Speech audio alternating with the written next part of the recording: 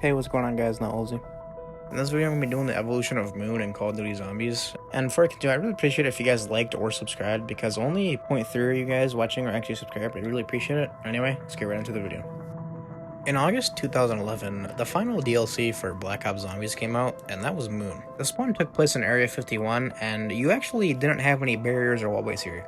You had Pack-a-Punch and a chance for Jug or Speed Cola, and when the alarms went off, the zombies would actually sprint at you and Hellhounds would spawn. Now, if you wanted to, you could stay here and farm points for Pack-a-Punch, Jug, or Speed Cola, or you could just go on the teleporter and go to the actual map. Now, once you go ahead and teleport, you'll spawn inside Griffin Station, and right in front of you will be a spacesuit, and you better put it on, or else you're gonna die.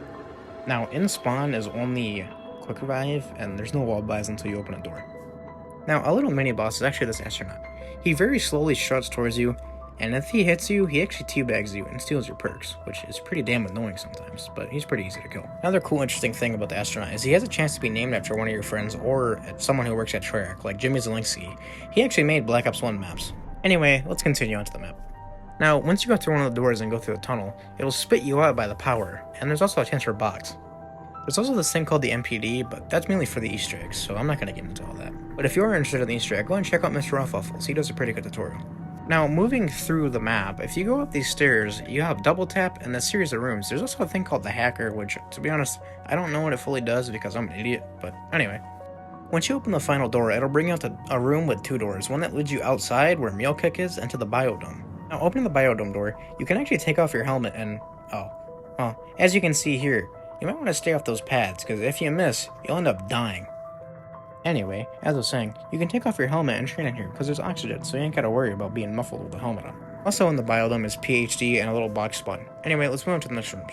Now, if you open the other door instead of the one to the Biodome, it'll bring you out my Meal Kick and another box spawn. Here you can actually see a good little view of Earth, but there's also a teleporter that brings you back to spawn so you can go Pack-a-Punch. Go ahead and show you that real quick. So upon teleporting back, it brings you right back to spawn. And if you want, you can go buy Jug, Pack-a-Punch, and all that other stuff I said you could do. Anyway, that's pretty much Black Ops 1 Moon. So let's go ahead and move on to the next appearance of Moon. The next time Moon appears is in Zombies Chronicles, which came out in, I believe, 2017. And as you can see, you spawn back in Area 51, but, looks practically beautiful. Black Ops 1 Moon was kind of ugly, but you'll see when I show you the Biodome that BO3 Moon is actually amazing. Now, once you teleport to Griffin Station, you have this snazzy little animation for putting on the space helmet, which is honestly pretty cool. Now, since the layout's practically the same, I'll just go ahead and show you some of the key areas, like the power room, the little hacker area, and of course, the Biodome. Anyway, here's the power room. As you can see, it's the exact same, but something pretty interesting about this is that there's a bit of changes to the MPD.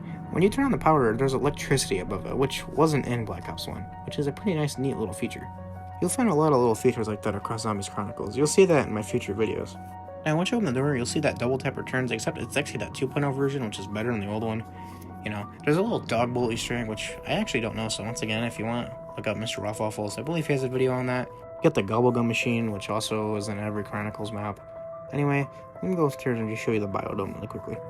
Now, once you open up the Biodome, you'll see what I was talking about. It's really beautiful. Honestly, I think it's one of the most beautiful parts of this map, and one of the most beautiful parts of any map in Zombies. The only thing different about the Biodome is that Widow's line replaces PhD because PhD wasn't in this game. Anyway, let's go ahead and move on to the final appearance of Moon and see what's different. Now, the final appearance of Moon is actually classified in Black Ops 4.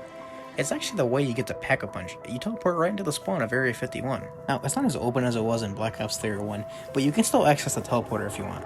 I wouldn't recommend training here, but definitely a good camping spot. Another thing different is it's also nighttime. Here's a teleporter. As you can see, everything's practically the same, except, you can't actually go to Griffin Station, obviously. It's classified.